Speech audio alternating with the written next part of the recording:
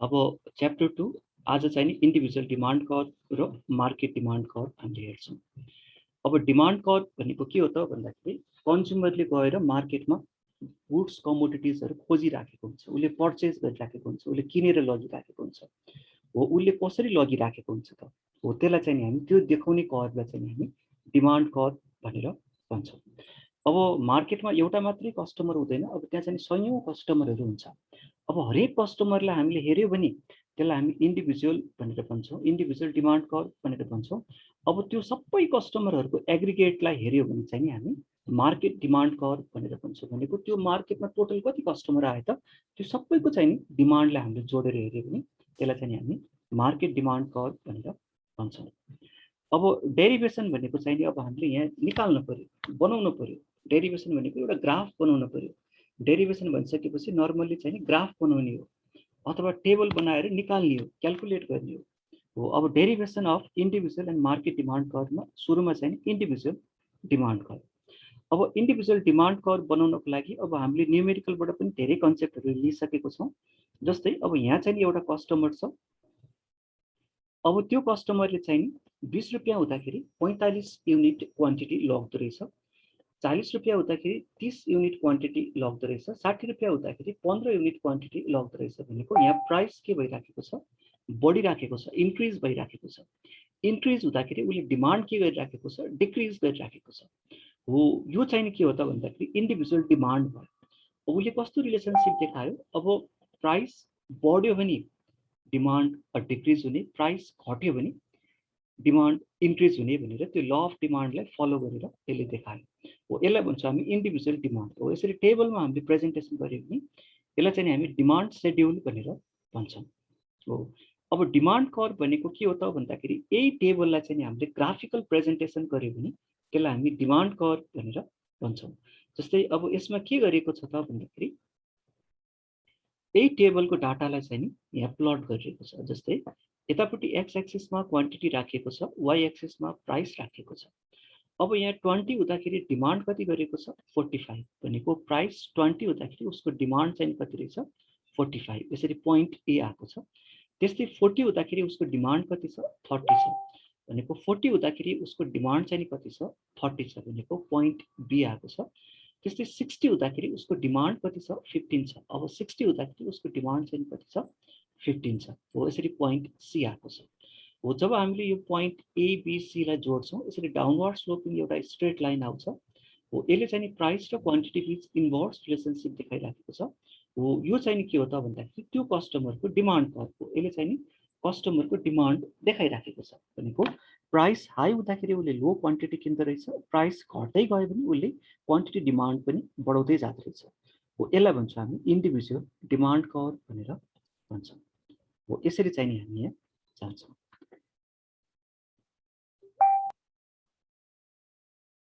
ल अब derivation of market demand curve. अब मार्केट डिमान्ड कर्भ भनेको चाहिँ नि कस्तो हो त भन्दाखेरि अब यो टेबललाई हेरौँ।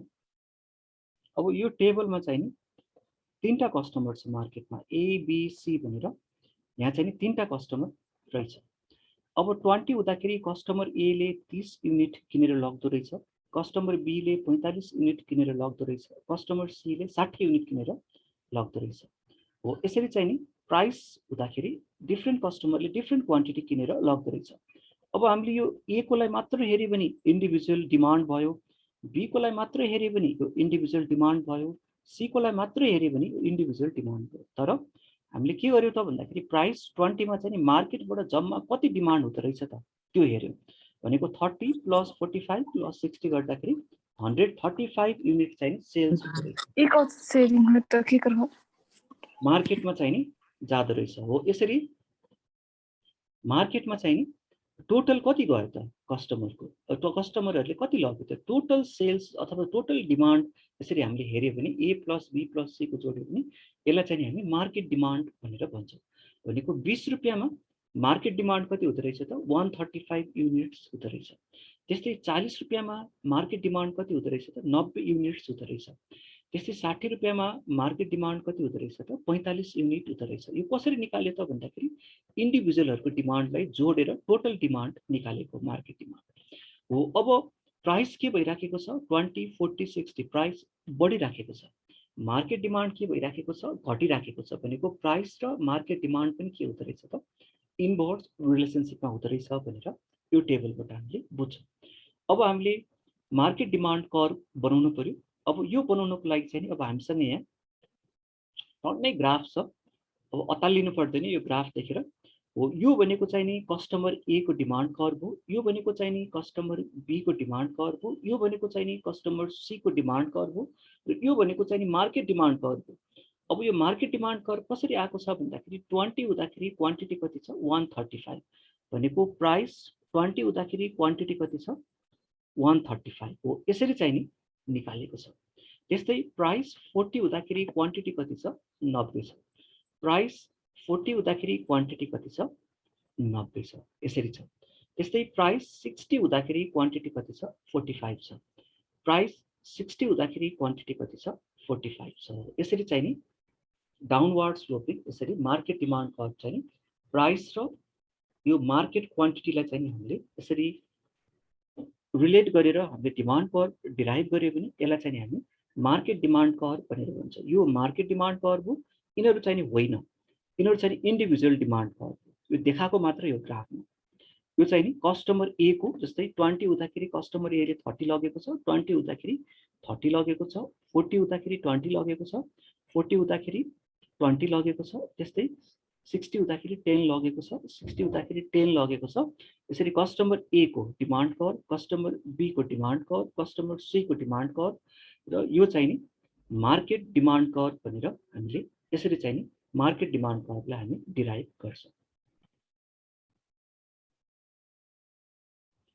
ल अब यसको प्रेजेन्टेसनमा अब हामीले हेर्दाखेरि सुरुमा इन्ट्रोडक्सन दिने। इन्ट्रोडक्सन भनेको 2 सेन्टेन्स भन्दा धेरै नदिने हो। Demand for a commodity made by individual consumer is called individual demand curve. अब एक्जाममा भ्याएन भने यो एउटा सेन्टेन्स मात्र भयो भने छोड्दै हुन्छ है, त्यो धेरै लामो लेख्नु पर्दैन इन्ट्रोडक्सन। अनि त्यसपछि डिमान्ड सेड्युलको इन्ट्रोडक्सन दिने। डिमान्ड सेड्युल भनेको के रहेछ त, is a table which shows different quantities of commodity demanded at different prices. त्यो कस्टमरले चाहिँ नि डिफ्रेन्ट प्राइसेसमा चाहिँ डिफ्रेन्ट क्वान्टिटिज डिमान्ड गरेको टेबल देख्नुलाई डिमान्ड सेड्युल भन्दो रहेछ। अनि यो टेबल राख्ने, अब मैले चाहिँ नि यहाँ ग्राफमा सजिलो होस् यो बोर्डमा प्रिन्टहरू कसैले स्टुडेन्टले प्रिन्ट गर्दाखेरि सजिलो होस् सस्तो परोस् भनेर साइडमा बनाएको। तिमीहरूले चाहिँ नि ठ्याक्क यो डेफिनेसन पछि यहाँ मुनि टेबल राख्ने है। अनि टेबल राखिसकेपछि त्यो टेबलको मुनि चाहिँ नि एक्सप्लेन गर्ने, यसरी साइडमा नगर्ने सकेसम्म। अब त्यहाँ के छ त भन्दाखेरि अब टेबलको सिम्पल एउटा एक्सप्लेनेसन छ भनेको प्राइस इन्क्रिज हुँदाखेरि क्वान्टिटी डिमान्ड चाहिँ डिक्रिज भएको छ। 20 हुँदाखेरि 45 छ, 40 हुँदाखेरि 30 भएको छ, 60 हुँदाखेरि 15 भएको छ भनेको यसले चाहिँ नि इन्भर्स रिलेसनसिप देखाइराखेको छ भनेर सिम्पल अब त्यति टेबल एक्सप्लेनेसन गर्न मिल्छ।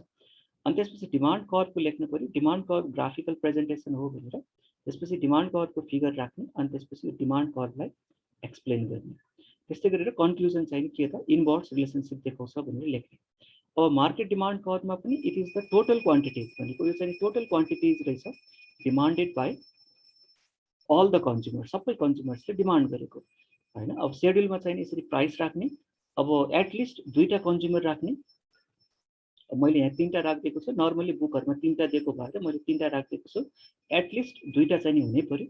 अनि त्यसपछि मार्केट डिमान्ड कर्भ निकाल्दाखेरि प्राइस 20 मा इच इन्डिभिजुअलको चाहिँ यसरी जोड्ने निकाल्ने, यसरी इच इन्डिभिजुअलको जोड्ने निकाल्ने, इच इन्डिभिजुअलको जोड्ने निकाल्ने र यसलाई एक्सप्लेन गर्ने।